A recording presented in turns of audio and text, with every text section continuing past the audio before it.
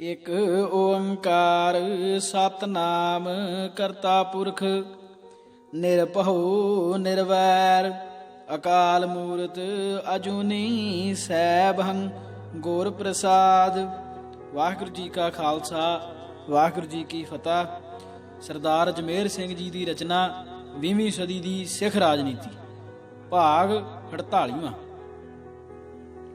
Doctor Jagjit Singh Chauhan ਵੱਲੋਂ ਖਾਲਿਸਤਾਨ ਦੀ ਸਥਾਪਨਾ ਦਾ ਐਲਾਨ ਕਰਨ ਉੱਤੇ ਹਿੰਦੂ ਪ੍ਰੈਸ ਨੇ ਜ਼ਰੂਰ ਆਪਣੀ ਆਦਤ ਮੁਤਾਬਕ ਤਿੱਖਾ ਚੀਕ ਝਾੜਾ ਪਾਇਆ, ਪਰ ਸਰਕਾਰੀ ਇਲਾਕਿਆਂ ਨੇ ਇਸ ਐਲਾਨ ਨੂੰ ਬਹੁਤਾ ਨਹੀਂ ਸੀ ਗੌਲਿਆ।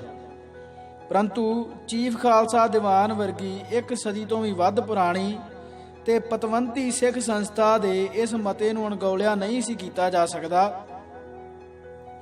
ਆਜ਼ਾਦ ਭਾਰਤ ਦੇ ਅੰਦਰ ਕਿਸੇ ਜ਼ਿੰਮੇਵਾਰ ਤੇ ਬਾਵਕਾਰ ਸਿੱਖ ਸੰਸਥਾ ਵੱਲੋਂ ਅਜਿਹਾ ਮਤਾ ਪਾਸ ਕਰਨ ਦੀ ਇਹ ਪਹਿਲੀ ਘਟਨਾ ਸੀ।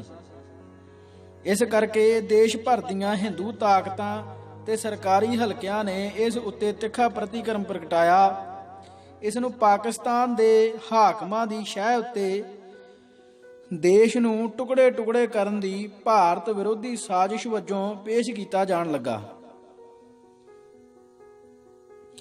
ਦੇਸ਼ ਦੇ ਲੋਕਾਂ ਦੀਆਂ 1947 ਦੀ ਵੰਡ ਦੇ ਖਿਲਾਫ ਵਿਆਪਕ ਭਾਵਨਾਵਾਂ ਨੂੰ ਸਿੱਖ ਕੌਮ ਦੀ ਆਜ਼ਾਦੀ ਦੀ ਰੀਝ ਤੇ ਮੰਗ ਦੇ ਖਿਲਾਫ ਖੜਾ ਕਰਨ ਦੀ ਨੀਤ ਨਾਲ ਦੋ ਕੌਮਾਂ ਦੇ ਸਿਧਾਂਤ ਨੂੰ ਹੋਰ ਵੱਧ ਜ਼ੋਰ ਨਾਲ ਭੰਡਿਆ ਜਾਣ ਲੱਗਾ ਅਤੇ ਵੱਖਰੀ ਸਿੱਖ ਕੌਮ ਦੀ ਧਾਰਨਾ ਦੀ ਦੋ ਕੌਮਾਂ ਦੇ ਸਿਧਾਂਤ ਨਾਲ ਕੜੀ ਜੋੜ ਕੇ ਦੇਸ਼ ਦੇ ਲੋਕਾਂ ਸਾਹਮਣੇ ਇੱਕ ਹੋਰ ਕਲੈਣੀ ਵੰਡ ਦਾ ਹਊਆ ਖੜਾ ਕੀਤਾ ਜਾਣ ਲੱਗਾ। ਉਪਰੋਕਤ ਸਰਵਗਰਮੀਆਂ ਨੂੰ ਗਿਆਨੀ ਜੈਲ ਸਿੰਘ ਦੀ ਘਾੜਤ ਕਰਾਰ ਦੇਣ ਦੀ ਧਾਰਨਾ ਬੌਧਿਕ ਹਲਕਿਆਂ ਅੰਦਰ ਕਾਫੀ ਮਕਬੂਲ ਹੈ।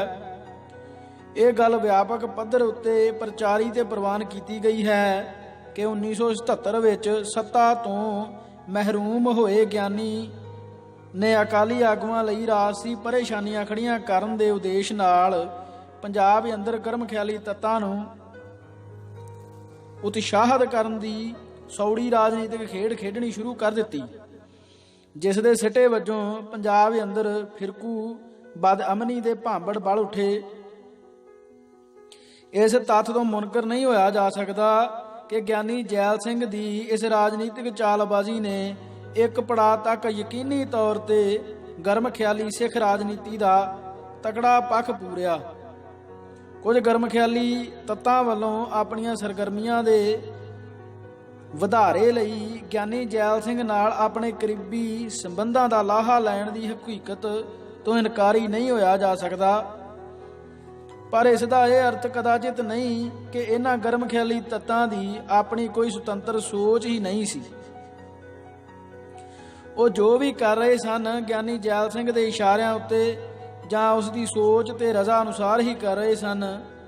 ਇਸ ਤਰ੍ਹਾਂ ਸੋਚਣਾ ਰਾਜਸੀ ਘਟਨਾਵਾਂ ਤੇ ਅਮਲਾਂ ਦੇ ਗੁੰਝਲਦਾਰ ਗਣਿਤ ਵਿਗਿਆਨ ਨੂੰ ਸਰਲ ਅੰਕ ਗਣਿਤ ਦੀ ਪੱਧਰ ਤੇ ਲਿਆ ਸੁੱਟਣਾ ਹੈ। ਇਹ ਗੱਲ ਕਤਈ ਤੌਰ ਤੇ ਨਹੀਂ ਮੰਨੀ ਜਾ ਸਕਦੀ ਕਿ ਗਿਆਨੀ ਜੈਲ ਸਿੰਘ ਨੇ ਜੋ ਅਤੇ ਜਿਵੇਂ ਚਾਹਿਆ ਉਵੇਂ ਹੋ ਗਿਆ। ਇਸ ਤਰ੍ਹਾਂ ਨਾ ਕਦੇ ਹੋਇਆ ਹੈ ਤੇ ਨਾ ਹੋ ਸਕਦਾ ਹੈ, ਕਿਉਂਕਿ ਆਪਣੀ ਕਿਸੇ ਰਾਜਨੀਤਿਕ ਸੋਚ ਜਾਂ ਲੋੜ ਤਹਿਤ ਕਿਸੇ ਸਿਆਸੀ ਰੁਝਾਨ ਨੂੰ ਉਤਸ਼ਾਹਿਤ ਵੀ ਕਰਨਾ ਤੇ ਨਾਲ ਹੀ ਆਪਣੀ ਇੱਛਾ ਮੁਤਾਬਕ ਉਸ ਨੂੰ ਇੱਕ ਸੀਮਾ ਤੋਂ ਅੱਗੇ ਜਾਣ ਤੋਂ ਰੋਕੀ ਰੱਖਣਾ ਕਤਈ ਤੌਰ ਤੇ ਮੁਮਕਿਨ ਨਹੀਂ ਹੁੰਦਾ। ਰਾਜਨੀਤਿਕ ਅਮਲ ਸਰਕਾਰ ਹੀ ਅਕਸਰ ਹੀ ਕਾਬੂ ਤੋਂ ਬਾਹਰੇ ਅਤੇ ਨਤੀਜੇ ਅਕਸਰ ਕਿਆਸੋਂ ਬਾਹਰੇ ਹੋ ਨਿਬੜਦੇ ਹਨ।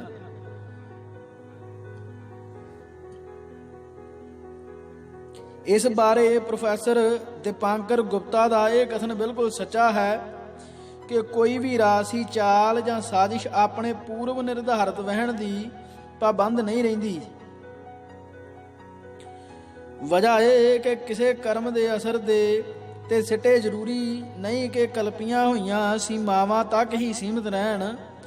ਇਹ ਅਕਸਰ ਕਿਨਾਰਿਆਂ ਤੋਂ ਬਾਹਰ ਵੀ ਛਲਕ ਸਕਦੇ ਹਨ ਤੇ ਅਕਸਰ ਹੀ ਛਲਕ ਜਾਇਆ ਕਰਦੇ ਹਨ, ਜਿਸ ਨਾਲ ਕੁਝ ਅਜਿਹੇ ਨਵੇਂ ਅਮਲ ਛਿੜ ਪੈਂਦੇ ਹਨ ਜਿਨ੍ਹਾਂ ਦਾ ਪਹਿਲਾਂ ਕਿਸੇ ਨੇ ਉੱਕਾ ਹੀ ਕਿਆਸ ਨਹੀਂ ਕੀਤਾ ਹੁੰਦਾ। ਇਸੇ ਕਰਕੇ ਪ੍ਰੋਫੈਸਰ ਸਮੀਰ ਅਮੀਨ ਦੇ ਸ਼ਬਦਾਂ ਵਿੱਚ ਇਤਿਹਾਸ ਵਿਅਕਤੀਗਤ ਹੋਵੇ ਜਾਂ ਸਮਾਜਿਕ ਕਦੇ ਵੀ ਪੂਰਵ ਕਲਪੇ ਜਾਂ ਪੂਰਵ ਨਿਰਧਾਰਿਤ ਕੀਤੇ ਅਮਲਾਂ ਦੀ ਲੜੀ ਨਹੀਂ ਹੁੰਦਾ। ਉਪਰੋਕਤ ਦ੍ਰਿਸ਼ਟੀ ਤੋਂ ਦੇਖਿਆ ਚੀਫ ਖਾਲਸਾ ਦੀਵਾਨ ਦੀ ਚੰਡੀਗੜ੍ਹ ਕਾਨਫਰੰਸ ਇੱਕ ਅਹਿਮ ਮੋੜ ਨੁਕਤਾ ਸਾਬਤ ਹੋਈ। ਇਸ ਪੜਾਅ ਤੇ ਆ ਕੇ ਇੰਦਰਾ ਗਾਂਧੀ ਦੇ ਮਨ ਅੰਦਰ ਗਰਮ ਖਿਆਲੀ ਸਿੱਖ ਤੱਤਾਂ ਨੂੰ ਉਤਸ਼ਾਹਿਤ ਕਰਨ ਦੀ ਰਣਨੀਤੀ ਬਾਰੇ ਸ਼ੰਕੇ ਦੇ ਤੌਖਲੇ ਖੜੇ ਹੋਣ ਲੱਗ ਪਏ ਸਨ। ਚੰਡੀਗੜ੍ਹ ਕਾਨਫਰੰਸ ਤੋਂ ਫੌਰੀ ਬਾਅਦ ਉਸ ਨੇ ਗ੍ਰਹਿ ਵਜ਼ਾਰਤ ਨੂੰ ਇੱਕ ਲਿਖਤੀ ਨੋਟ ਭੇਜ ਕੇ ਖਾਲਿਸਤਾਨ ਦੀ ਲਹਿਰ ਬਾਰੇ ਵਧੇਰੇ ਚੌਕਸੀ ਵਰਤਣ ਲਈ ਕਿਹਾ। ਅਗਲੇ ਮਹੀਨੇ ਫਿਰ ਉਸਨੇ ਗ੍ਰਹਿ ਵਜ਼ਾਰਤ ਨੂੰ ਇਸ ਬਾਰੇ ਮੁੜ ਤੋਂ ਖਬਰਦਾਰ ਕੀਤਾ ਅਤੇ ਇਸ ਰੁਝਾਨ ਉੱਤੇ ਸਮਝਦਾਰੀ ਨਾਲ ਪਰ ਕਰੜੀ ਨਿਗਾਹ ਰੱਖ ਕੇ ਚੱਲਣ ਦੀ ਰਾਏ ਦਿੱਤੀ। ਜਿੱਥੋਂ ਤੱਕ ਗੈਰ ਸਰਕਾਰੀ ਹਿੰਦੂ ਹਲਕਿਆਂ ਦੀ ਗੱਲ ਸੀ, ਉਹਨਾਂ ਨੇ ਵੱਖਰੀ ਸਿੱਖ ਕੌਮ ਦੀ ਧਾਰਨਾ ਉੱਤੇ ਖੁੱਲ੍ਹਮ ਖੁੱਲ੍ਹੀ ਅਤੇ ਵਿਹਲੀ ਵਿਚਾਰਧਾਰਕ ਗੋਲਾਬਾਰੀ ਸ਼ੁਰੂ ਕਰ ਦਿੱਤੀ। ਹਿੰਦੂ ਪ੍ਰੈਸ ਨੇ ਦੇਸ਼ ਦੀ ਏਕਤਾ ਤੇ ਅਖੰਡਤਾ ਨੂੰ ਖਤਰੇ ਦੀ ਦੁਹਾਈ ਦੀ ਸੁਰ ਹੋਰ ਉੱਚੀ ਚੁੱਕ ਦਿੱਤੀ ਅਤੇ ਸਿੱਖ ਦੀ ਸਭ ਤੋਂ ਕਮਜ਼ੋਰ ਰਾਗ ਉੱਤੇ ਹੱਥ ਧਰਦਿਆਂ ਹੋਇਆਂ ਉਹਨਾਂ ਦੀ ਦੇਸ਼ ਭਗਤੀ ਬਾਰੇ ਖੁੱਲ੍ਹੇ ਸ਼ੰਕੇ ਪ੍ਰਗਟਾਉਣੇ ਸ਼ੁਰੂ ਕਰ ਦਿੱਤੇ।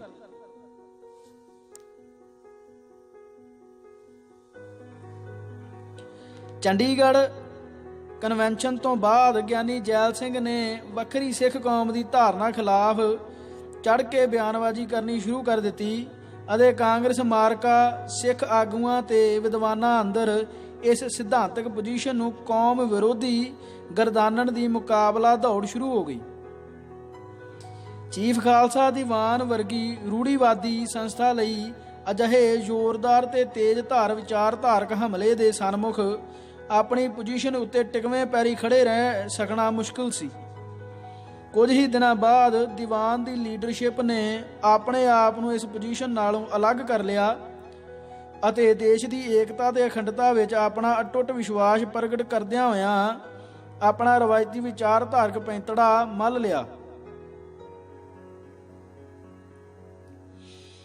ਪਰ ਇਸੇ ਦੌਰਾਨ 29 ਮਾਰਚ ਨੂੰ ਸ਼੍ਰੋਮਣੀ ਗੁਰਦੁਆਰਾ ਪ੍ਰਬੰਧਕ ਕਮੇਟੀ ਦੀ ਜਨਰਲ ਬਾਡੀ ਨੇ ਵੱਖਰੀ ਸਿੱਖ ਕੌਮ ਦੀ ਪੋਜੀਸ਼ਨ ਦੇ ਪੱਖ ਵਿੱਚ ਮਤਾ ਨੰਬਰ 67 ਪਾਸ ਕਰ ਦਿੱਤਾ।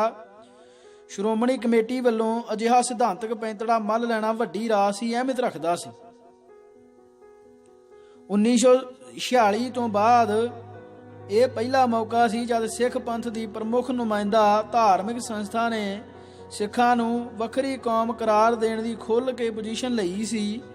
ਸ਼੍ਰੋਮਣੀ ਕਮੇਟੀ ਵੱਲੋਂ ਇਹ ਮਤਾ ਪ੍ਰਵਾਨ ਕਰ ਲੈਣ ਨਾਲ ਸਿੱਖ ਪੰਥ ਅੰਦਰ ਇਸ ਦੇ ਪੱਖ ਵਿੱਚ ਤਕੜਾ ਰੌਂ ਪੈਦਾ ਹੋ ਤੁਰਿਆ। ਕੁਝ ਹੀ ਦਿਨਾਂ ਬਾਅਦ 14 ਅਪ੍ਰੈਲ ਨੂੰ ਜਥੇਦਾਰ ਜਗਦੇਵ ਸਿੰਘ ਤਲਵੰਡੀ ਨੇ ਵਿਸਾਖੀ ਦੇ ਪੁਰਬ ਤੇ ਅਨੰਦਪੁਰ ਸਾਹਿਬ ਵਿਖੇ ਆਪਣੇ ਦਲ ਦੀ ਵੱਖਰੀ ਸੰਸਾਰ ਸਿੱਖ ਕਾਨਫਰੰਸ ਸਿੱਖ ਕਨਵੈਨਸ਼ਨ ਬੁਲਾ ਕੇ ਵੱਖਰੀ ਕੌਮ ਦੀ ਧਾਰਨਾ ਦੀ ਪ੍ਰੋੜਤਾ ਕਰ ਦਿੱਤੀ। ਇਸ ਦੇ ਨਾਲ ਹੀ ਸ਼੍ਰੋਮਣੀ ਅਕਾਲੀ ਦਲ ਦੇ ਪ੍ਰਧਾਨ ਸੰਤ ਹਰਚੰਦ ਸਿੰਘ ਲੌਂਗੋਵਾਲ ਨੇ ਵੀ ਇਸ ਪੋਜੀਸ਼ਨ ਦੇ ਹੱਕ ਵਿੱਚ ਹਾਮੀ ਭਰਨੀ ਸ਼ੁਰੂ ਕਰ ਦਿੱਤੀ। ਭਾਰਤ ਸਰਕਾਰ ਨੇ ਸਿੱਖ ਕੌਮ ਅੰਦਰ ਪਸਰ ਰਹੇ ਇਸ ਨਵੇਂ ਰਾਜਸੀ ਰੌਂ ਨੂੰ ਕਾਫੀ ਗੰਭੀਰਤਾ ਨਾਲ ਲਿਆ। ਇਸ ਸਮੇਂ ਦੌਰਾਨ ਗ੍ਰਹਿ ਮਹਿਕਮੇ ਦੁਆਰਾ ਤਿਆਰ ਕੀਤੇ ਗਏ ਇੱਕ ਨੋਟ ਮੁਤਾਬਕ ਵੱਖਰੀ ਸਿੱਖ ਕੌਮ ਦੀ ਧਾਰਨਾ ਨੂੰ ਦੋ ਅਲੱਗ-ਅਲੱਗ ਦ੍ਰਿਸ਼ਟੀਕੋਣਾਂ ਤੋਂ ਪੇਸ਼ ਕੀਤਾ ਜਾ ਰਿਹਾ ਸੀ। ਅਕਾਲੀ ਲੀਡਰਸ਼ਿਪ ਅੰਦਰਲਾ ਇੱਕ ਵਰਗ ਇਸ ਧਾਰਨਾ ਦਾ ਸੀਮਤ ਧਾਰਮਿਕ ਅਰਥਾਂ ਵਿੱਚ ਹੀ ਪ੍ਰਯੋਗ ਕਰ ਰਿਹਾ ਸੀ, ਅਰਥਾਤ ਉਹ ਸਿੱਖ ਪੰਥ ਦੀ ਹਿੰਦੂ ਧਰਮ ਨਾਲੋਂ ਵੱਖਰੀ ਧਾਰਮਿਕ ਪਛਾਣ ਉੱਤੇ ਹੀ ਜ਼ੋਰ ਦੇ ਰਿਹਾ ਸੀ, ਜਦ ਕਿ ਸਿੱਖ ਪੰਥ ਅੰਦਰਲੇ ਗਰਮ ਖਿਆਲੀ ਤੱਥ ਸਿੱਖ ਪੰਥ ਨੂੰ ਆਧੁਨਿਕ ਰਾਜਸੀ ਅਰਥਾਂ ਵਿੱਚ ਅਰਥਾਤ ਨਸਲੀ ਸੱਭਿਆਚਾਰਕ ਪੱਖ ਤੋਂ ਵੱਖਰੀ ਕੌਮ ਮੰਨ ਕੇ ਚੱਲਦੇ ਸਨ ਅਤੇ ਇਸ ਆਧਾਰ ਤੇ ਸਿੱਖ ਕੌਮ ਦੀ ਖੁਦ ਮੁਖਤਿਆਰ ਦਾ ਸੰਕਲਪ ਅਤੇ ਜਜ਼ਬਾ ਉਭਾਰਨ ਦੀ ਰਾਜਸੀ ਦਿਸ਼ਾ ਅਖਤਿਆਰ ਕਰਕੇ ਚੱਲ ਰਹੇ ਸਨ। ਸਰਦਾਰ ਗੰਗਾ ਸਿੰਘ ਢਿੱਲੋਂ ਵੱਲੋਂ ਚੰਡੀਗੜ੍ਹ ਕਾਨਫਰੰਸ ਅੰਦਰ ਵੱਖਰੀ ਸਿੱਖ ਕੌਮ ਦੀ ਵਿਆਖਿਆ ਹਿੱਤ ਵਰਤੇ ਸ਼ਬਦ ਇਸ ਮਤ ਦੀ ਸ਼ੁੱਧ ਅਰਥਾਂ ਵਿੱਚ ਤਰਜਮਾਨੀ ਕਰਦੇ ਸਨ। ਉਸਨੇ ਕਿਹਾ, ਸਿੱਖਾਂ ਦਾ ਇੱਕ ਸਾਂਝਾ ਵਿਰਸਾ ਹੈ। ਸਿੱਖਾਂ ਦੀ ਇੱਕ ਸਾਂਝੀ ਭਾਸ਼ਾ ਪੰਜਾਬੀ ਹੈ, ਜਿਸ ਦੀ ਕਿ ਆਪਣੀ ਹੀ ਲਿਪੀ ਗੁਰਮੁਖੀ ਹੈ। ਭਾਵੇਂ ਭਾਰਤ ਵਿੱਚ ਕੁਝ ਹਿੰਦੂ ਤੇ ਪਾਕਿਸਤਾਨ ਵਿੱਚ ਕੁਝ ਮੁਸਲਮਾਨ ਵੀ ਪੰਜਾਬੀ ਬੋਲੀ ਦੀ ਵਰਤੋਂ ਕਰਦੇ ਹਨ, ਪਰ ਉਹ ਲਿਖਤ ਲਈ ਗੁਰਮੁਖੀ ਲਿਪੀ ਦੀ ਵਰਤੋਂ ਨਹੀਂ ਕਰਦੇ। ਸਿੱਖਾਂ ਦਾ ਜੀਵਨ ਅਮਲ ਦੂਸਰਿਆਂ ਨਾਲੋਂ ਮੂਲੋਂ ਹੀ ਭਿੰਨ ਹੈ। ਉਹਨਾਂ ਦੇ ਧਾਰਮਿਕ ਗ੍ਰੰਥ, ਰਸਮਾਂ, ਬੰਦੇਜ, ਸੰਸਕਾਰ, ਦਿੱਖ ਤੇ ਪਹਿਰਾਵਾ ਦੁਨੀਆ ਤੋਂ ਬਿਲਕੁਲ ਅਨੋਖਾ ਹੈ। ਜਿਵੇਂ ਕਿ ਆਮ ਜਾਣਿਆ ਤੇ ਗਲਤੀ ਨਾਲ ਸਮਝ ਲਿਆ ਜਾਂਦਾ ਹੈ ਕਿ ਸਿੱਖ ਇੱਕ ਫਿਰਕਾ ਨਹੀਂ ਹਨ, ਇੰਨੇ ਲੰਮੇ ਸਮੇਂ ਤੋਂ ਅਜਿਹੇ ਗਲਤ ਸੰਕਲਪ ਇਸ ਕਦਰ ਸਥਾਪਿਤ ਹੋ ਚੁੱਕੇ ਹਨ ਕਿ ਕਈ ਵੇਰਾਂ ਤਾਂ ਇਹਨਾਂ ਨੂੰ ਤਿਆਗਣਾ ਅਸੰਭਵ ਜਾਪਣ ਲੱਗ ਪੈਂਦਾ ਹੈ। ਫਿਰ ਵੀ ਆਓ ਅੱਜ ਇਸ ਜਗ੍ਹਾ ਤੇ ਇਸ ਮੌਕੇ ਆਪਣਿਆਂ ਅਤੇ ਵਿਰੋਧੀਆਂ ਤੱਕ ਇਹ ਸੰਦੇਸ਼ ਪਹੁੰਚਾਈਏ ਕਿ ਸ਼ਬਦ ਦੇ ਹਕੀਕੀ ਅਰਥਾਂ ਵਿੱਚ ਸਿੱਖ ਇੱਕ ਕੌਮ ਹਨ। UNO ਦੀ ਸਹਿਯੋਗੀ ਮੈਂਬਰਸ਼ਿਪ ਲੈਣ ਦੀ ਲੋੜ ਤੇ ਮਹੱਤਤਾ ਉਜਾਗਰ ਕਰਦਿਆਂ ਹੋਇਆਂ ਉਸਨੇ ਕਿਹਾ, ਸਿੱਖ ਸਿਰਫ ਭਾਰਤ ਵਿੱਚ ਹੀ ਨਹੀਂ, ਸੰਸਾਰ ਦੇ ਸਾਰੇ ਭਾਗਾਂ ਵਿੱਚ ਵਸੇ ਹੋਏ ਹਨ, ਜਿੱਥੇ ਉਹਨਾਂ ਦੀਆਂ ਆਪਣੀਆਂ ਵਿਸ਼ੇਸ਼ ਸਮੱਸਿਆਵਾਂ ਹਨ, ਜਿਨ੍ਹਾਂ ਦਾ ਸਿੱਧਾ ਸੰਬੰਧ ਉਹਨਾਂ ਦੇ ਧਾਰਮਿਕ ਵਿਸ਼ਵਾਸਾਂ, ਸੱਭਿਆਚਾਰ, ਭਾਸ਼ਾ ਤੇ ਸੱਭਿਆਚਾਰਕ ਪਰੰਪਰਾ ਨਾਲ ਜੁੜਿਆ ਹੋਇਆ ਹੈ। ਸਾਨੂੰ ਸਾਰਿਆਂ ਨੂੰ ਪਤਾ ਹੈ ਕਿ ਇੱਕ ਦਹਾਕਾ ਪਹਿਲਾਂ ਸਾਡੇ ਨਾਲ ਯੁਗਾਂਡਾ ਅੰਦਰ ਕੀ ਗੁਜ਼ਰੀ। ਉਸ ਵੇਲੇ ਭਾਰਤ ਦੀ ਸਰਕਾਰ ਨੇ ਆਪਣੀ ਬੇਵਸੀ ਪ੍ਰਗਟਾ ਦਿੱਤੀ।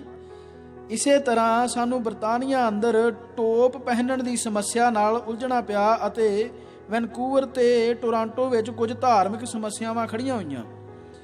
ਇਨ੍ਹਾਂ ਸਿਰ ਖੜੇ ਮਸਲਿਆਂ ਨੂੰ ਧਿਆਨ ਵਿੱਚ ਰੱਖਦੇ ਹੋਏ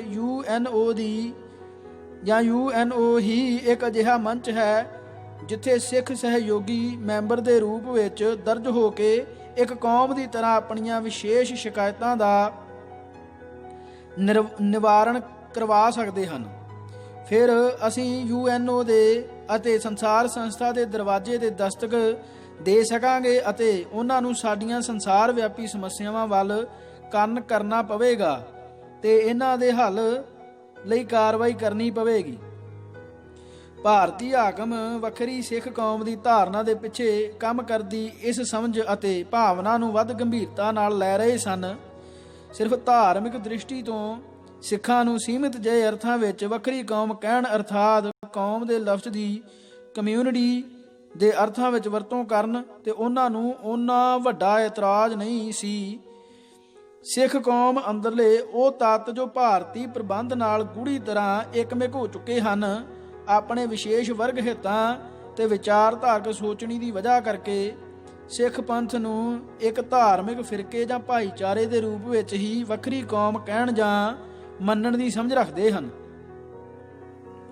ਇਸ ਸੋਚ ਦਾ ਅਕਾਲੀ ਲੀਡਰਸ਼ਿਪ ਦੀਆਂ ਸਫਾਂ ਉੱਤੇ ਵੀ ਤਕੜਾ ਪ੍ਰਭਾਵ ਹੈ।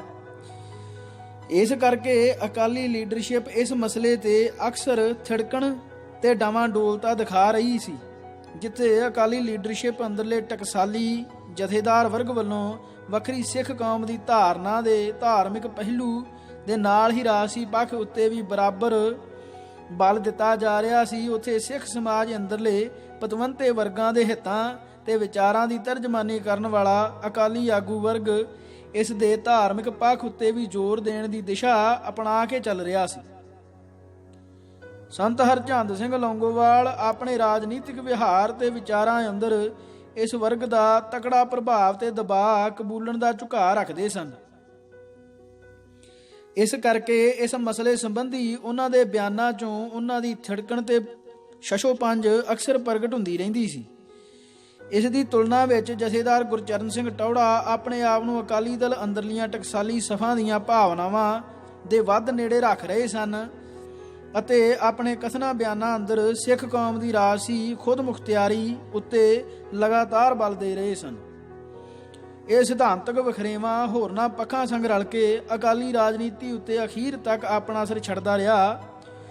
ਕੁਝ ਸਾਲਾਂ ਬਾਅਦ ਚੀਫ ਖਾਲਸਾ ਦੀਵਾਨ ਦੀ ਇੱਕ ਮੋਹਰੀ ਹਸਤੀ ਸਰਦਾਰ ਹਰਬੰਸ ਸਿੰਘ, ਸਾਬਕਾ ਪ੍ਰੋਫੈਸਰ, ਖਾਲਸਾ ਕਾਲਜ ਅੰਮ੍ਰਿਤਸਰ ਨੇ ਚੰਡੀਗੜ੍ਹ ਕਾਨਫਰੰਸ ਦੇ ਸਬੰਧ ਵਿੱਚ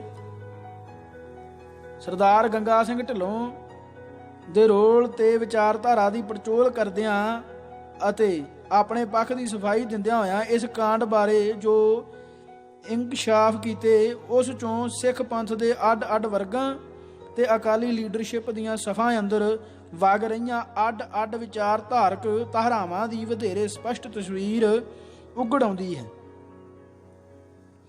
ਸਰਦਾਰ ਹਰਬੰਸ ਸਿੰਘ ਨੇ ਲਿਖਿਆ ਕਿ ਸਰਦਾਰ ਗੰਗਾ ਸਿੰਘ ਢਿੱਲੋਂ ਨੇ ਕਾਨਫਰੰਸ ਵਿੱਚ ਬਿਨਾਂ ਕਿਸੇ ਕਲਪੇ ਪ੍ਰੋਗਰਾਮ ਤੇ ਬਿਨਾਂ ਕਿਸੇ ਮਰਿਆਦਾ ਪੂਰਵਕ ਪ੍ਰਧਾਨਗੀ ਦੇ ਭਾਸ਼ਣ ਦੇ ਕੇ ਸਿੱਖਾਂ ਲਈ ਇੱਕ ਵੱਖਰੀ ਕੌਮ ਤੇ UNO ਵਿੱਚ ਐਸੋਸੀਏਟ ਮੈਂਬਰੀ ਦਾ ਵਿਵਾਦ ਛੇੜ ਦਿੱਤਾ। ਸਰਦਾਰ ਢਿੱਲੋਂ ਦੁਆਰਾ ਚੀਫ ਖਾਲਸਾ ਦੀਵਾਨ ਦੇ ਮੰਚ ਦੀ ਇਸ ਤਰ੍ਹਾਂ ਅਯੋਗ ਵਰਤੋਂ ਦਾ ਦੀਵਾਨ ਦੇ ਮੈਂਬਰਾਂ ਨੇ ਬਹੁਤ ਬੁਰਾ ਮਨਾਇਆ। ਉਹਨਾਂ ਨੇ ਮਹਿਸੂਸ ਕੀਤਾ ਕਿ ਨਿਰੋਲ ਵਿਦਿਅਕ ਕਾਨਫਰੰਸ ਦੇ ਮੰਚ ਦੀ ਅਯੋਗ ਵਰਤੋਂ ਅਤੇ ਨਿਯਮਾਂ ਦੀ ਉਲੰਘਣਾ ਹੀ ਨਹੀਂ ਹੋਈ, ਸਗੋਂ ਉਹਨਾਂ ਉਦੇਸ਼ਾਂ ਜੋ ਪੰਥ ਦੇ ਸਮੂਹਕ ਹਿੱਤ ਵਿੱਚ ਚੀਫ ਖਾਲਸਾ ਦੀਵਾਨ ਦੇ ਮੋਢੀਆਂ ਨੇ ਤੈਅ ਕੀਤੇ ਸਨ ਨੂੰ ਛੱਡ ਕੇ ਇੱਕ ਖਤਰਨਾਕ ਰਾਹ ਅਪਣਾਇਆ ਗਿਆ ਹੈ। ਦੀਵਾਨ ਦੇ ਅੱਧੀ ਸਦੀ ਤੋਂ ਚੱਲੇ ਆ ਰਹੇ ਮੁੱਢਲੇ ਮੈਂਬਰਾਂ ਨੇ ਅਸਤੀਫੇ ਦੇ ਦਿੱਤੇ।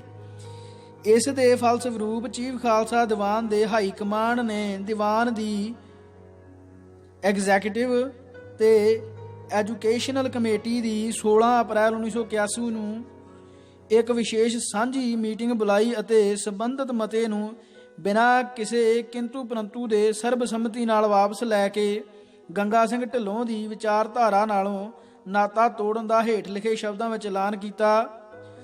ਚੀਫ ਖਾਲਸਾ ਦੀਵਾਨ ਆਪਣੀ ਸਥਾਪਨਾ ਦੇ ਆਰੰਭ ਤੋਂ ਵਿਦਿਆ, ਸਿੱਖ ਵਿਚਾਰਧਾਰਾ ਅਤੇ ਸਿੱਖੀ ਰਹਿਤ ਦੇ ਵਧਾਰੇ ਲਈ ਕੰਮ ਕਰਦਾ ਆਇਆ ਹੈ। ਭਾਵੇਂ ਸਿੱਖ ਆਪਣੀ ਇੱਕ ਵੱਖਰੀ ਹੋਂਦ, ਜੀਵਨ ਸ਼ੈਲੀ ਤੇ ਇਤਿਹਾਸਕ ਪਰੰਪਰਾ ਰੱਖਦੇ ਹਨ, ਫਿਰ ਵੀ ਉਹ ਆਪਣੇ ਆਪ ਨੂੰ ਭਾਰਤ ਦੇ ਅਮੀਰ ਵਿਰਸੇ ਦਾ ਇੱਕ ਅਨਿੱਖੜਵਾਂ ਅੰਗ ਸਮਝਦੇ ਹਨ।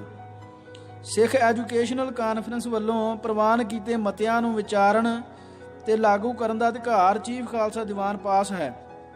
54ਵੀਂ ਸਰਬ ਹਿੰਦ ਐਜੂਕੇਸ਼ਨਲ ਕਾਨਫਰੰਸ ਜੋ 14-15 ਮਾਰਚ 1981 ਨੂੰ ਚੰਡੀਗੜ੍ਹ ਵਿਖੇ ਹੋਈ ਨੇ ਇੱਕ ਅਜਿਹਾ ਮਤਾ ਪ੍ਰਵਾਨ ਕਰ ਮਾਰਿਆ ਹੈ ਜਿਸ ਵਿੱਚ ਸਿੱਖਾਂ ਲਈ UNO ਵਿਖੇ ਸਹਿਯੋਗੀ ਮੈਂਬਰਸ਼ਿਪ ਦੀ ਮੰਗ ਕੀਤੀ ਗਈ ਹੈ। ਪੂਰੀ ਸੋਚ ਵਿਚਾਰ ਉਪਰੰਤ ਇਹ ਫੈਸਲਾ ਕੀਤਾ ਜਾਂਦਾ ਹੈ ਕਿ ਚੀਫ ਖਾਲਸਾ ਦੀਵਾਨ ਦਾ ਇਸ ਮਤੇ ਨਾਲ ਕੋਈ ਲਾਗਾ ਦੇਗਾ ਨਹੀਂ। ਸਿੱਖ ਭਾਰਤ ਦਾ ਇੱਕ ਅਨਿੱਖੜਵਾਂ ਅੰਗ ਹਨ ਤੇ ਰਹਿਣਗੇ। ਮਤਾ ਨੰਬਰ 246। ਸਰਦਾਰ ਹਰਬੰਸ ਸਿੰਘ ਨੇ ਅੱਗੇ ਹੋਰ ਲਿਖਿਆ, ਸਰਦਾਰ ਢਿੱਲੋਂ ਨੇ ਸਿੱਖ ਵਿਦਿਅਕ ਕਾਨਫਰੰਸ ਦੇ ਮੰਚ ਨੂੰ ਖਾਲਸਾ ਪੰਥ ਵਿਰੁੱਧ ਵਰਤ ਕੇ ਸਿੱਖਾਂ ਦੇ ਹਿੱਕਾਂ ਦੀ ਕੋਈ ਗੱਲ ਨਹੀਂ ਕੀਤੀ, ਹਾਂ ਨੁਕਸਾਨ ਪੁੱਜ ਕੇ ਕੀਤਾ ਹੈ। ਇੱਕ ਪਾਸੇ ਚੀਫ ਖਾਲਸਾ ਦੀਵਾਨ ਵਿੱਚ ਪਹਿਲੀ ਵਾਰ ਜ਼ਬਰਦਸਤ ਫੁੱਟ ਪੈ ਗਈ ਤੇ ਦੂਜਾ ਦੇਸ਼ ਦੀ ਕੌਮੀ ਧਾਰਾ ਨਾਲ ਚੱਲ ਰਹੇ ਸਿੱਖਾਂ ਲਈ ਇੱਕ ਨਵਾਂ ਬੇਪ੍ਰਤੀਤੀ ਦਾ ਵਾਤਾਵਰਨ ਪੈਦਾ ਕਰ ਦਿੱਤਾ ਗਿਆ। ਸਿੱਖ ਵਿਰੋਧੀ ਪ੍ਰੈਸ ਜੋ ਹਰ ਮੌਕੇ ਤੇ ਸਿੱਖਾਂ ਨੂੰ ਬਦਨਾਮ ਕਰਨ ਦਾ ਯਤਨ ਕਰਦਾ ਹੈ, ਉਸ ਨੂੰ ਸਿੱਖਾਂ ਉੱਤੇ ਹਮਲੇ ਕਰਨ ਤੇ ਸਿੱਖਾਂ ਦੀ ਦੇਸ਼ ਭਗਤੀ ਤੇ ਵਫਾਦਾਰੀ ਨੂੰ ਦਾਗੀ ਕਰਨ ਦਾ ਮੌਕਾ ਮਿਲ ਗਿਆ।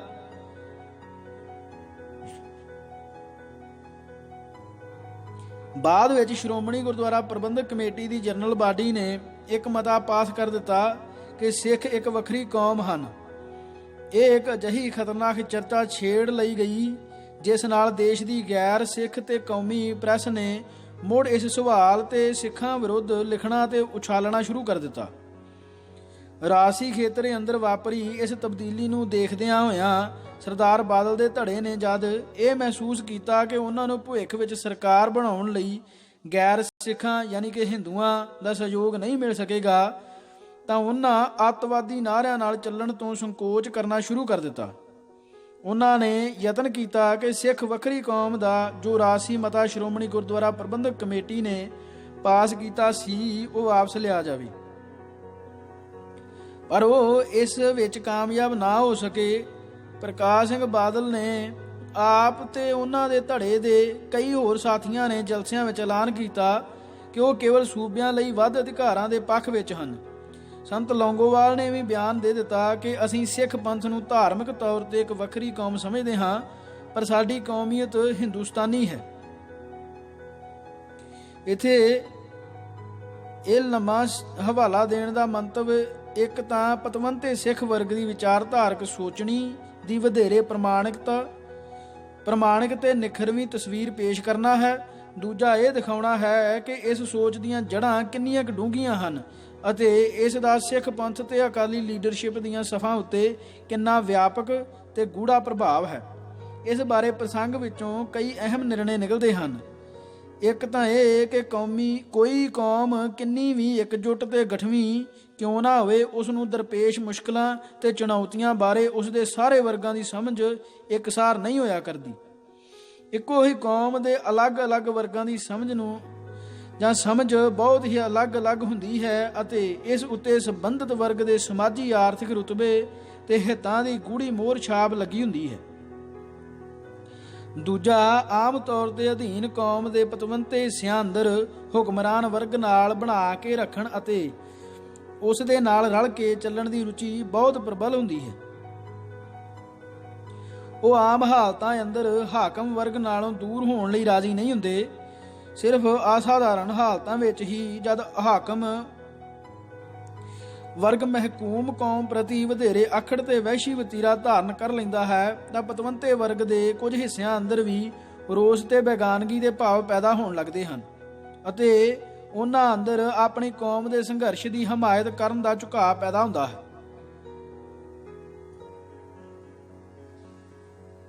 ਪਰ ਆਮ ਤੌਰ ਤੇ ਉਦੋਂ ਵੀ ਉਹ ਸਮਝੌਤੇ ਦੀ ਲਗਾਤਾਰ ਯਤਨਸ਼ੀਲ ਰਹਿੰਦੇ ਹਨ।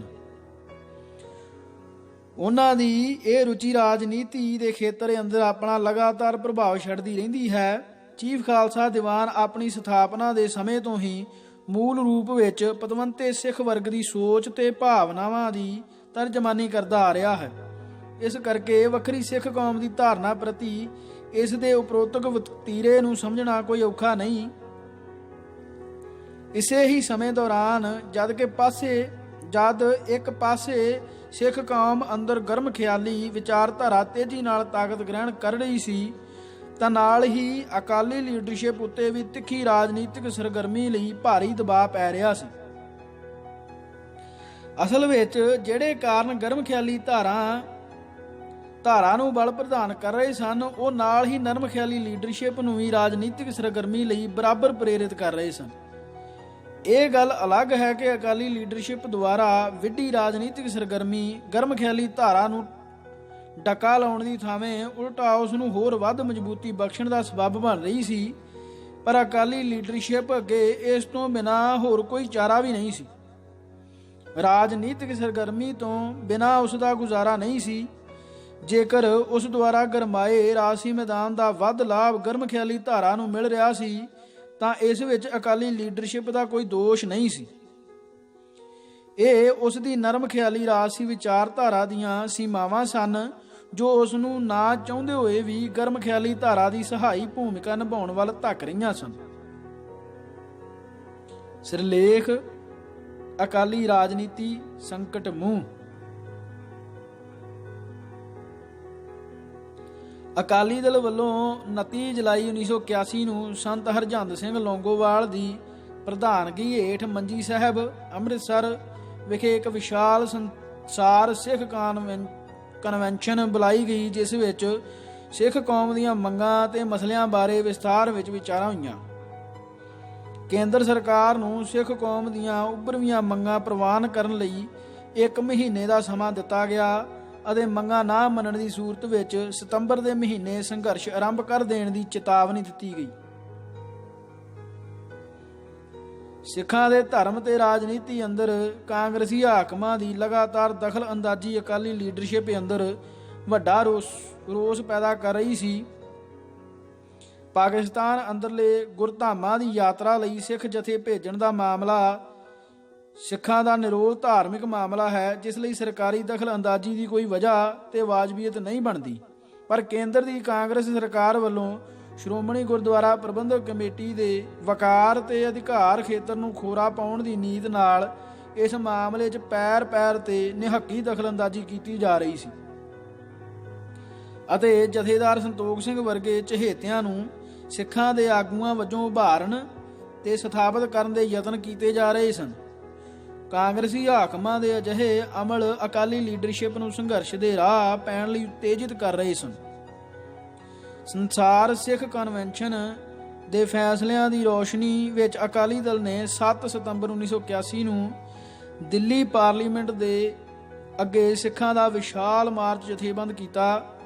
ਹਮੇਸ਼ਾ ਵਾਂਗ ਦਿੱਲੀ ਪ੍ਰਸ਼ਾਸਨ ਅਤੇ ਪੁਲਿਸ ਨੇ ਆਪਣੀਆਂ ਸਿੱਖ ਵਿਰੋਧੀ ਭਾਵਨਾਵਾਂ ਦਾ ਮੁਜ਼ਾਹਰਾ ਕਰਦਿਆਂ ਹੋਇਆਂ ਸਿੱਖਾਂ ਦੇ ਇਸ ਪੁਰ ਅਮਨ ਤੇ ਜ਼ਬਤਬੱਧ ਮਾਰਚ ਉੱਤੇ ਬੇਵਜ੍ਹਾ ਲਾਠੀਚਾਰਜ ਕਰਕੇ ਦਰਜਨਾਂ ਸਿੱਖਾਂ ਨੂੰ ਬੁਰੀ ਤਰ੍ਹਾਂ ਜ਼ਖਮੀ ਕਰ ਦਿੱਤਾ। ਦੇਸ਼ ਦੀ ਰਾਜਧਾਨੀ ਅੰਦਰ ਸਿੱਖਾਂ ਨਾਲ ਵਾਰ-ਵਾਰ ਹੋ ਰਹੇ ਵਹਿਸ਼ੀ ਵਰਤਾਓ ਨੇ ਸਿੱਖ ਕੌਮ ਅੰਦਰ ਗਰਮ ਖਿਆਲੀ ਵਿਚਾਰਧਾਰਾ ਦੇ ਪਾਸਾਰੇ ਲਈ ਹੋਰ ਵੱਧ ਜ਼ਰਖੇਜ਼ ਭੋਏ ਤਿਆਰ ਕਰ ਦਿੱਤੀ। 8 ਸਤੰਬਰ ਨੂੰ ਅਕਾਲੀ ਦਲ ਦੀ ਤਰਫੋਂ ਕੇਂਦਰ ਸਰਕਾਰ ਨੂੰ ਸਿੱਖ ਕੌਮ ਦੀਆਂ ਮੰਗਾਂ ਤੇ ਮਸਲਿਆਂ ਦਾ 45 ਮੁੱਦਿਆਂ ਵਾਲਾ ਭਰਵਾਂ ਚਾਰਟਰ ਪੇਸ਼ ਕੀਤਾ ਗਿਆ। ਭਾਵੇਂ ਇਹ ਚਾਰਟਰ ਤਿਆਰ ਕਰਨ ਲੱਗਿਆਂ ਬਹੁਤੀ ਮੁਹਾਰਤ ਤੇ ਸਾਵਧਾਨੀ ਤੋਂ ਕੰਮ ਨਹੀਂ ਸੀ ਲਿਆ ਗਿਆ ਅਤੇ ਕੁਝ ਮਾਮਲਿਆਂ ਵਿੱਚ ਸ਼ਿਕਾਇਤਾਂ ਦੇ ਮੰਗਾਂ ਨੂੰ ਰਲਗੱਡ ਕਰ ਦੇਣ ਦੀ ਨਾਦਾਨੀ ਤੇ ਅਣਗਹਿਲੀ ਵਰਤੀ ਗਈ ਸੀ, ਪਰ ਫਿਰ ਵੀ ਇਸ ਚਾਰਟਰ ਨੇ ਸਿੱਖ ਪੰਥ ਦੀਆਂ ਧਾਰਮਿਕ, ਰਾਜਨੀਤਿਕ, ਆਰਥਿਕ ਤੇ ਸਮਾਜਿਕ ਖੇਤਰਾਂ ਨਾਲ ਸੰਬੰਧਿਤ ਸਭਨਾਂ ਤਤਕਾਲੀ ਤੇ ਚਿਰਕਾਲੀ ਮੰਗਾਂ, ਮਸਲਿਆਂ, ਸ਼ਿਕਾਇਤਾਂ ਤੇ ਸਰੋਕਾਰਾਂ ਦੀ ਭਰਵੀਂ ਤਸਵੀਰ ਉਘਾੜਨ ਵਿੱਚ ਸ਼ਲਾਘਾਯੋਗ ਭੂਮਿਕਾ ਨਿਭਾਈ। ਧਾਰਮਿਕ ਖੇਤਰ ਅੰਦਰ ਅਕਾਲੀ ਲੀਡਰਸ਼ਿਪ ਦੀ ਮੁੱਖ ਸ਼ਿਕਾਇਤ ਇਹ ਸੀ ਕਿ ਹਿੰਦੂ ਹਾਕਮਾਂ ਵੱਲੋਂ ਸਿੱਖਾਂ ਦੇ ਧਾਰਮਿਕ ਮਾਮਲਿਆਂ 'ਚ ਬੇਵਜ੍ਹਾ ਦਖਲ-ਅੰਦਾਜ਼ੀ ਕੀਤੀ ਜਾ ਰਹੀ ਹੈ ਅਤੇ ਹਿੰਦੂ ਧਰਮ ਦੀ ਤੁਲਨਾ ਵਿੱਚ ਸਿੱਖ ਧਰਮ ਨਾਲ ਸ਼ਰੀਹਣ ਵਿਤਕਰਾ ਤੇ ਦਵੈਤ ਵਰਤੀ ਜਾ ਰਹੀ ਹੈ। ਅਕਾਲੀ ਦਲ ਦੀ ਸਭ ਤੋਂ ਪ੍ਰਮੁੱਖ ਤੇ ਮਹੱਤਵਪੂਰਨ ਧਾਰਮਿਕ ਮੰਗ ਇਹ ਸੀ ਕਿ ਗੁਰਦੁਆਰਾ ਐਕਟ ਦਾ ਘੇਰਾ ਵਧਾ ਕੇ ਕੁੱਲ ਹਿੰਦ ਪੱਧਰ ਤੱਕ ਕੀਤਾ ਜਾਵੇ ਅਤੇ ਦੇਸ਼ ਭਰ ਦੇ ਇਤਿਹਾਸਕ ਗੁਰਦੁਆਰਿਆਂ ਤੇ ਸਿੱਖ ਧਾਰਮਿਕ ਸਥਾਨਾਂ ਦਾ ਇੰਤਜ਼ਾਮ ਸ਼੍ਰੋਮਣੀ ਗੁਰਦੁਆਰਾ ਪ੍ਰਬੰਧਕ ਕਮੇਟੀ ਨੂੰ ਸੌਂਪਿਆ ਜਾਵੇ। ਸ਼੍ਰੋਮਣੀ ਕਮੇਟੀ ਨੂੰ ਸਿੱਖਾਂ ਦੀ ਇੱਕਮਾਤਰ ਨੁਮਾਇੰਦਾ ਸੰਸਥਾ ਪ੍ਰਵਾਨ ਕੀਤਾ ਜਾਵੇ ਅਤੇ ਆਨੀ ਬਹਾਨੀ ਇਸ ਦੇ ਵਕਾਰ ਤੇ ਅਧਿਕਾਰ ਖੇਤਰ ਨੂੰ ਖੋਰਾ ਲਾਉਣ ਦੀਆਂ ਕੋਸ਼ਿਸ਼ਾਂ ਤੋਂ ਬਾਜ਼ ਆਇਆ ਜਾਵੇ। ਦਰਬਾਰ ਸਾਹਿਬ ਦੇ ਅੰਦਰੋਂ ਕੀਰਤਨ ਰਿਲੇ ਕਰਨ ਲਈ ਸਿੱਖਾਂ ਨੂੰ ਆਪਣਾ ਟਰਾਂਸਮੀਟਰ ਲਾਉਣ ਦੀ ਖੁੱਲ੍ਹ ਦਿੱਤੀ ਜਾਵੇ ਅਤੇ ਅੰਮ੍ਰਿਤਸਰ ਨੂੰ ਬਨਾਰਸ, ਹਰਿਦੁਆਰ ਤੇ ਕੁਰੂਖੇਤਰ ਦੀ ਤਰ੍ਹਾਂ ਪਵਿੱਤਰ ਨਗਰੀ ਦਾ ਦਰਜਾ ਦਿੱਤਾ ਜਾਏ। ਦੇਸ਼ ਅੰਦਰ ਹਕੀਕੀ ਰੂਪ ਵਿੱਚ ਫੈਡਰਲ ਢਾਂਚੇ ਦੀ ਉਸਾਰੀ ਕਰਨਾ ਅਕਾਲੀ ਦਲ ਦੀ ਸਭ ਤੋਂ ਪ੍ਰਮੁੱਖ ਰਾਜਨੀਤਿਕ ਮੰਗ ਸੀ, ਜਿਸ ਦੇ ਲਈ ਆਨੰਦਪੁਰ ਸਾਹਿਬ ਦੇ ਮਤੇ ਨੂੰ ਪ੍ਰਵਾਨ ਕਰਨ ਉੱਤੇ ਉਚੇਚਾ ਜ਼ੋਰ ਦਿੱਤਾ ਗਿਆ ਸੀ। ਇਸ ਦੇ ਨਾਲ ਹੀ ਪੰਜਾਬ ਤੋਂ ਧੱਕੇ ਨਾਲ ਖੋਈ ਉਸ ਦੀ ਰਾਜਧਾਨੀ, ਪੰਜਾਬੀ ਬੋਲਦੇ ਇਲਾਕੇ ਅਤੇ ਦਰਿਆਈ ਪਾਣੀਆਂ ਦੇ ਤੇ ਹੈੱਡਕੁਆਟਰ ਵਰਕਸਾਂ ਨੂੰ ਪੰਜਾਬ ਦੇ ਹਵਾਲੇ ਕਰਨ ਦੀ ਮੰਗ ਵੀ ਜ਼ੋਰ ਨਾਲ ਉਭਾਰੀ ਗਈ ਸੀ। ਪੰਜਾਬ ਦੇ ਨਾਲ ਲਗਵੇਂ ਰਾਜਾਂ ਅੰਦਰ ਸਿੱਖਾਂ ਦੇ ਪੰਜਾਬੀਆਂ ਦੀ ਵੱਡੀ ਵਸੋਂ ਨੂੰ ਮੱਦੇ ਨਜ਼ਰ ਰੱਖਦਿਆਂ ਹੋਇਆਂ ਇਹਨਾਂ ਰਾਜਾਂ ਅੰਦਰ ਪੰਜਾਬੀ ਬੋਲੀ ਨੂੰ ਦੂਜੀ ਭਾਸ਼ਾ ਦਾ ਦਰਜਾ ਦੇਣ ਦੀ ਮੰਗ ਅਕਾਲੀ ਦਲ ਦੀਆਂ ਪ੍ਰਮੁੱਖ ਰਾਜਸੀ ਮੰਗਾਂ ਵਿੱਚੋਂ ਇੱਕ ਸੀ। ਆਰਥਿਕ ਖੇਤਰ ਅੰਦਰ ਅਕਾਲੀ ਦਲ ਦਾ ਸ਼ੁਰੂ ਤੋਂ ਹੀ ਮੁੱਖ ਇਤਰਾਜ਼ ਇਹ ਰਿਹਾ ਹੈ ਕਿ ਦੇਸ਼ ਅੰਦਰ ਸਨਅਤ ਤੇ ਵਪਾਰ ਦੇ ਮੁਕਾਬਲੇ ਖੇਤੀ ਸੈਕਟਰ ਨਾਲ ਨੰਗਾ ਵਿਤਕਰਾ ਕੀਤਾ ਜਾਂਦਾ ਹੈ ਅਤੇ ਕਿਸਾਨਾਂ ਨੂੰ ਉਹਨਾਂ ਦੀ ਉਪਜ ਦੇ ਲਾਹੇਵੰਦ ਭਾਅ ਨਹੀਂ ਦਿੱਤੇ ਜਾਂਦੇ। ਨਾਲ ਹੀ ਕੇਂਦਰ ਸਰਕਾਰ ਵੱਲੋਂ ਪੰਜਾਬ ਅੰਦਰ ਵੱਡੀ ਸਨਅਤ ਦੇ ਵਿਕਾਸ ਨੂੰ ਲਗਾਤਾਰ ਅੱਖੋਂ ਪਰੋਖੇ ਕੀਤਾ ਜਾ ਰਿਹਾ ਹੈ, ਜਿਸ ਨਾਲ ਪੰਜਾਬ ਦੇ ਅਰਥਚਾਰੇ ਨੂੰ ਲਕਵਾ ਮਾਰ ਗਿਆ ਹੈ ਅਤੇ ਇਸ ਦਾ ਸਮੁੱਚਾ ਆਰਥਿਕ ਸੰਤੁਲਨ ਬੁਰੀ ਤਰ੍ਹਾਂ ਲੜਖੜਾ ਕੇ ਰਹਿ ਗਿਆ ਹੈ। ਇਸ ਦ੍ਰਿਸ਼ਟੀ ਤੋਂ ਅਕਾਲੀ ਲੀਡਰਸ਼ਿਪ ਵੱਲੋਂ ਪੰਜਾਬ ਅੰਦਰ ਵੱਡੀ ਸਨਅਤ ਦਾ ਵਿਕਾਸ ਕਰਨ ਅਤੇ ਅੰਮ੍ਰਿਤਸਰ ਨੂੰ ਖੁਸ਼ਕ ਬੰਦਰਗਾਹ ਵਜੋਂ ਵਿਕਸਿਤ ਕਰਨ ਦੀ ਮੰਗ ਉਭਾਰੀ ਗਈ। ਖੇਤੀ ਸੈਕਟਰ ਨਾਲ ਹੋ ਰਹੀ ਵਿਤਕਰੇਬਾਜ਼ੀ ਉੱਤੇ ਰੋਕ ਲਾਉਣ ਲਈ ਅਕਾਲੀ ਦਲ ਵੱਲੋਂ ਖੇਤੀ ਜਿਨਸਾਂ ਦੇ ਲਾਹੇਵੰਦ ਭਾਅ ਦੇਣ, ਖੇਤੀ ਵਾਲੀ ਜ਼ਮੀਨ ਉੱਤੇ ਹੱਦਬੰਦੀ ਕਾਨੂੰਨ ਵਿੱਚ ਢਿੱਲ ਦੇਣ ਅਤੇ ਸ਼ਹਿਰੀ ਜਾਇਦਾਦ ਨੂੰ ਵੀ ਹੱਦਬੰਦੀ ਕਾਨੂੰਨ ਦੇ ਘੇਰੇ ਵਿੱਚ ਲੈਣ ਦੀ ਮੰਗ ਉੱਤੇ ਜ਼ੋਰ ਦਿੱਤਾ ਗਿਆ। ਇਸ ਭਾਗ ਲਈ ਇਹਨਾਂ ਵਾਹਿਗੁਰੂ ਜੀ ਕਾ ਖਾਲਸਾ, ਵਾਹਿਗੁਰੂ ਜੀ ਕੀ ਫਤਿਹ।